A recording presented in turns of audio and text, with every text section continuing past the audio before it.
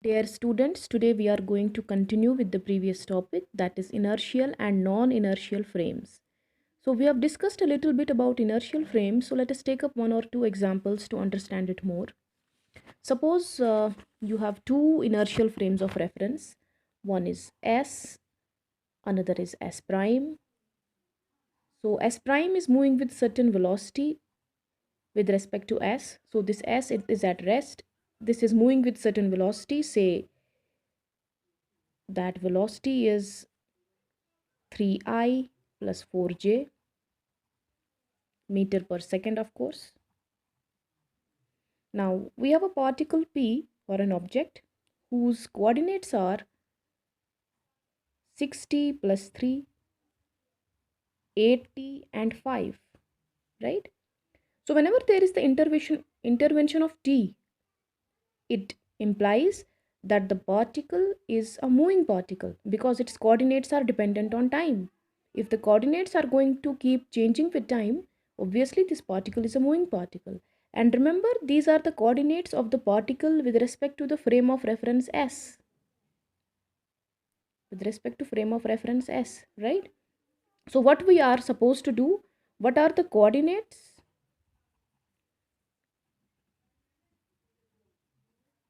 and velocity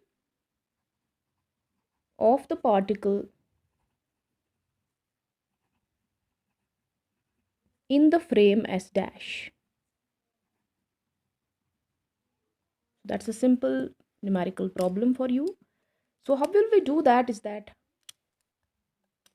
we will make use of the Lorentz transformation, these Galilean transformation equations, and those are x dash is equal to x minus uxt.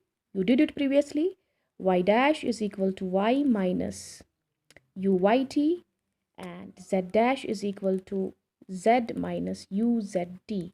Because first of all, you need to find the coordinates in the frame of reference S dash. Now x, y, z are given. So x dash is how much? What is x? It is 60 plus 3 minus what is x component of velocity? That is 3t. Now this is how much? 60 minus 3t, that is 3t plus 3. So this is x dash. What is y dash? It is y. What is y? Y is 8t. 8t minus uy. What is the y component of velocity? Velocity of the moving frame of reference, right? So it is 4, right? So 4t. What is 8t minus 4t? That is 4t. So this is y dash. What is z dash? That is z. So z is 5. And do we have any z component of velocity here? No, we don't have. So z dash is the same thing as z. Now what will be the velocity of the particle in the moving frame of reference? Obviously it will be dx dash by dt I component plus dy dash by dt j component plus dz dash by dt k component. So what is that? What is dx dash by dt? It is 3, only 3. So 3i plus what is dy dash by dt? It is 4, 4j. And what is dz dash by dt? It is a constant, it is 0. So the velocity of the particle with respect to the moving frame of reference is 3i plus 4j. And we have also found its coordinates with respect to the moving frame of reference. Similarly, I can assign you another numerical problem. For example, again you have two frames of reference, S and S prime. Generally we denote them with S and S prime. And S prime is moving with certain velocity, say 5i plus 7j. So remember, this is the velocity of the moving frame of reference with respect to the static frame of reference, and both frames of reference are inertial, right? So what will be the velocity? We need to find what is the, for example, acceleration. So suppose I ask you to find what is the acceleration of an object or a particle which is moving with velocity, suppose this much, t plus 5i plus 9j meter per second with respect to s. So we have a particle which is moving with certain velocity with respect to s, and that velocity is this much. This frame of reference S dash is itself moving with the velocity u equal to this much. We are asked to find the velocity of the same particle with respect to S dash. And we will make use of this equation that you did yesterday, that v dash will be v minus u, where v is the velocity of the particle in the rest frame of reference. This is the velocity of the particle in the moving frame of reference. And u is the velocity of the moving frame itself. So v dash will be, what is v? It is this much, t plus 5. Let us subtract the components. X component is 5 minus 5i plus 9 minus 7j. And of course, we don't have any z component, forget about it. So it will be ti plus 2j. And since we are asked to find the acceleration of this particle, obviously that will be given by, that acceleration will be, acceleration of the particle in the moving frame of reference will be dv dash by dt, and that is how much? D by dt of this much, ti plus 2j. Since this is a constant, it will be 0, only 1 will be here, so it is just I did not write 1 meter per second square, right? So that should give you a fair idea that the particle about which we are talking about, it can be at rest, it can be in motion, it can also have an acceleration. But the frames of reference about which we are talking, if they are inertial, then none of them can have an acceleration, right? Either they can be at rest or in uniform motion, but none of them is having any acceleration.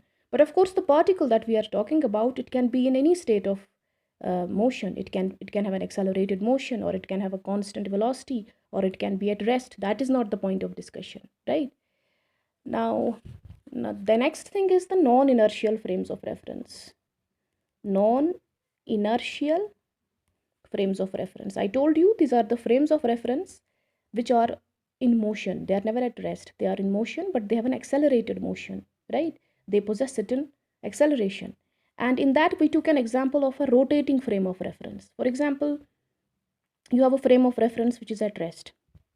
Then you have a frame of reference which is rotating. So I chose it this way. Suppose it is rotating, right? And remember, we always define a non-inertial frame again with respect to an inertial frame. So this is an inertial frame which is at rest, right? And this is a non-inertial frame which is uniformly rotating. Uniformly rotating. So we need to find how do we connect the coordinates or other equations of a point from the observation of this and from the observation of this, right? Now, suppose we choose this particle P or object P. Suppose its position vector from this rotating frame is R dash, from the rest frame it is R, right? So we can complete this triangle. Again, we'll make use of triangle law of vectors, that this plus this is equal to this. Now what is this? This is the distance between the origins of the two frames of reference. And this distance is obviously velocity into time. But here at the moment velocity is not constant. So better is to express this distance in terms of acceleration. So because we know that distance is actually ut plus 1/2 of at square. And if we assume that it has started its motion, it has started its rotation from rest, so initial time t is 0, and this distance is just 1/2 of at square. Remember, a is the acceleration of the non-inertial frame.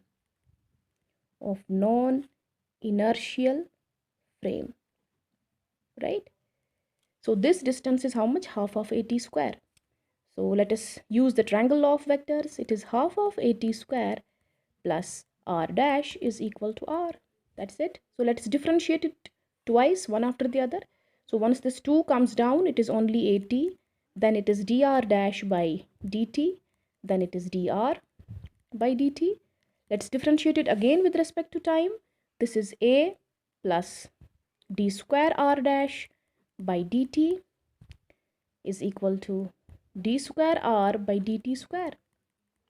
Now this is the acceleration of the particle in the moving frame of reference. So we call it suppose a n, because that is a non-inertial frame of reference.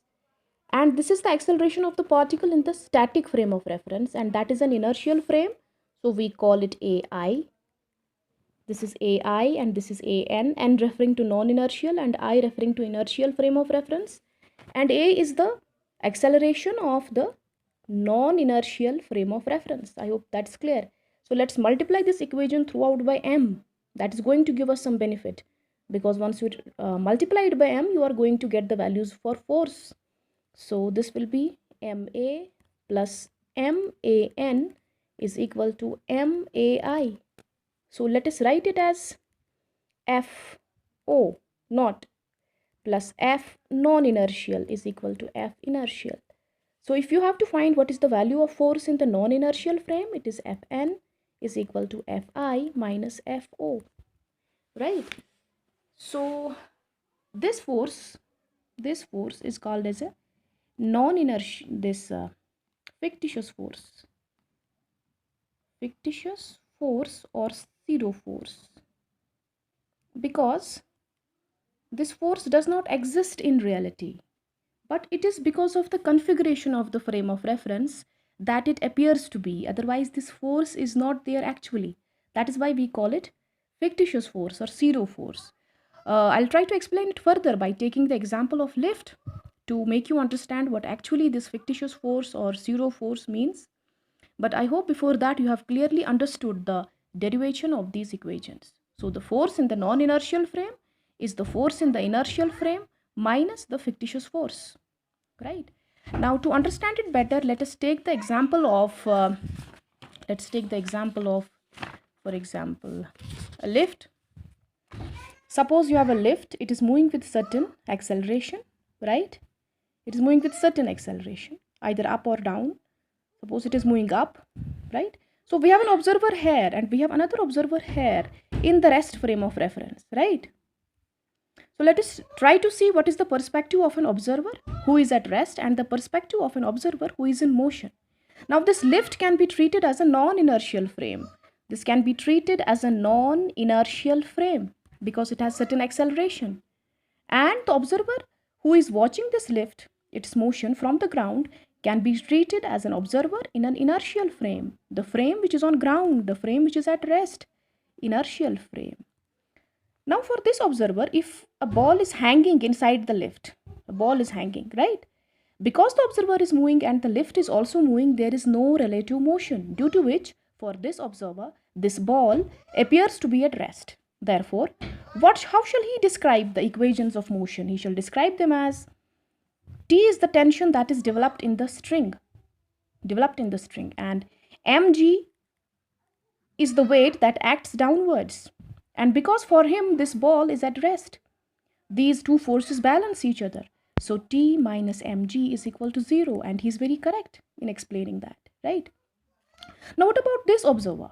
For this observer, this entire system is in motion. It is moving up. This lift is moving up.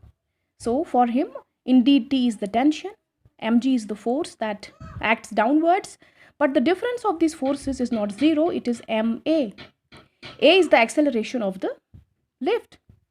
Therefore, for him, T is equal to m times g plus a, or T is equal to m g plus ma. We know this is the actual force. This is an actual force, a realizable force. Mg is an actual force due to the weight of the ball. This is the tension in the string. But where did this come from? So this is a fictitious force, a pseudo force. Fictitious force. This is a fictitious force, but remember, in the frame of reference in which you are not taking it into account. See, this observer who is observing the system from the ground, from the inertial frame of reference, is actually doing very much correct to his knowledge. He is making use of Newton's equations of motion, Newton's laws. He's right in saying that the equation will be like this. But to make the Newton's laws valid here, we have to introduce this term. We have to introduce it, right? So we say that Newton's laws of motion, those equations get modified in case of a non-inertial system. So that is why we call this force as a pseudo force. Pseudo force.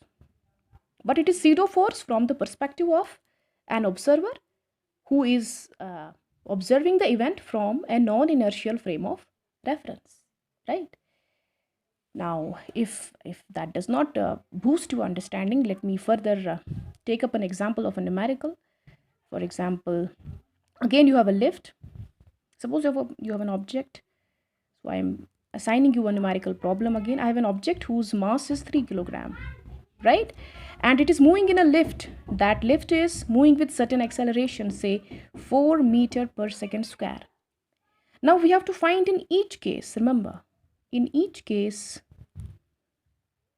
that when the lift moves upwards and when the lift moves downwards, you have to calculate what will be the net force and the pseudo force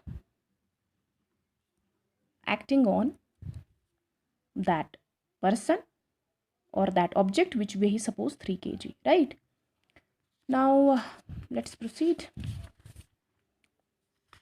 So we have learned that the force in the non-inertial frame will be force in the inertial frame minus F naught, and F naught, I told you that it is the fictitious force. Now we know that this Fi is basically what is, it is the weight of the object, and that weight always acts downwards. See, we don't have to ever confuse ourselves about the direction of weight. Whether the lift is moving up or it is moving down, the direction of the weight of an object will always be downwards. So for this we will write minus m. What is m? Mass 3. And what is the acceleration due to gravity? Mg. Practically we take it 10, right? I wrote minus sign to show its direction. Now what is this? The convention is that if the lift is moving up, the values are taken positive. If the lift is moving down, the acceleration is taken negative. But in case of this weight of an object, the sign is always taken negative because it always acts downwards. Now again, what is the mass? 3. If the lift is moving up, remember, if the lift is moving up with an acceleration, what is given in the question, 4 meter per second square, then we'll directly write 4. 3 into 4 is 12. So it is minus 30 minus 12, that is minus 42 Newton. This is the force, the net force. The fictitious force is this much, minus 12. Minus 12 Newton is the fictitious force, and minus 42 Newton is the total force in the non-inertial frame of reference. In the case when lift is moving up. Now when the lift is moving down, Fn dash will be Fi minus F naught. And what is Fi? Again it is minus 3 into 10. It's not going to change, it will be same. Minus, at this time the lift is moving down, so the direction of acceleration will be taken as negative. So we'll write minus 4. So it will be minus 30 plus 12, and that is minus 18 Newton. Remember that the minus sign indicates that in both cases the direction of net force is downwards. Here the value is this much and here the value is this much. So I hope that gives you some basic preliminary idea of non-inertial frames of reference. So you can pick up more examples from books to solve these kinds of numerical problems and to gain more confidence in learning this topic. And that's all.